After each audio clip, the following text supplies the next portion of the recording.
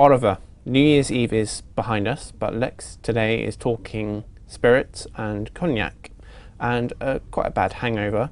Rémy Cointreau's chief executive has resigned after 3 months in the job. And so, Oliver, this is really a point at which to talk about the company. So what's happened? So Frédéric Flans, who's been at the company for a few years, but he was only chief executive, as you say, for 3 months, has resigned for personal reasons, and the company's not saying any more about that at the moment. But François Ayad de Breuil, he's the chairman and he's a member of the family that's majority shareholder. He's taken over as interim CEO and he'll run it until they find someone else. So it's a big change after a very short time. It's unclear why, but certainly Rémy has not had an easy time over the past 12 months or so.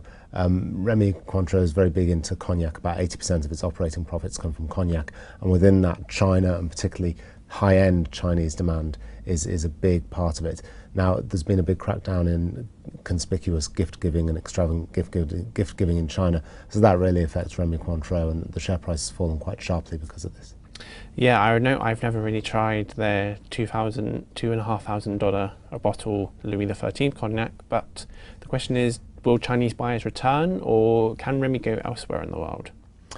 Well, Rémy will certainly be hoping the Chinese buyers return in some form, because it's a lot of focus on that market. It's not all it's got. It's also got some exposure to the US, where there's a big correlation with economic activity. So as the economy picks up, demand for cognac also tends to pick up. So there's a bit of a recovery there.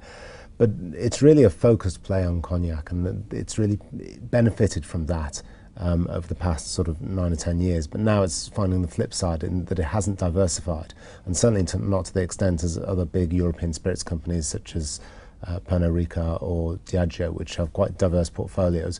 Rémy Cointreau is much more focused, and perhaps could do with diversifying its exposure a little bit. It started doing that in 2012. It brought Bruichladdich, a whiskey company in Scotland, and that was its first entry into whiskey.